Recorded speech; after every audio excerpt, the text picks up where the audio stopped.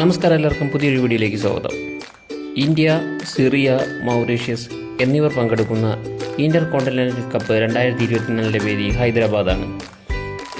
Inter continental cup 2024 എല്ലാ മത്സരങ്ങൾക്കും വേദിയാകുന്ന ISL ക്ലബ്ബായ ഹൈദരാബാദ് FC ഹോം ഗ്രൗണ്ടായ GMC Balayogi athletic stadium ഹൈദരാബാദാണ്.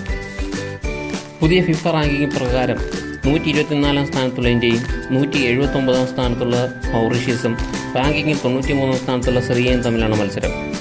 September 3 ആരംഭിക്കുന്ന ആദ്യ മത്സരത്തിൽ ഇന്ത്യയും മൗറീഷ്യസും തമ്മിലാണ് ഏറ്റുമുട്ടുന്നത്. മത്സരം രാത്രി 7:30 സെപ്റ്റംബർ 6 സിറിയയും മൗറീഷ്യസും തമ്മിലുള്ള രണ്ടാമത്തെ മത്സരം. അവസാനത്തെ മത്സരം സെപ്റ്റംബർ 9 ഇന്ത്യയും സിറിയയും തമ്മിലാണ്.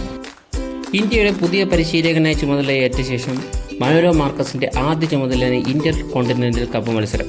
ഇന്റർ കോണ്ടിനെൻ്റൽ കപ്പിലെ 2024 എല്ലാ മത്സരവും ടെലികാസ്റ്റ് ചെയ്യുന്നത് സ്പോർട്സ് 18 ജിയോ സിനിമയും ആണ്.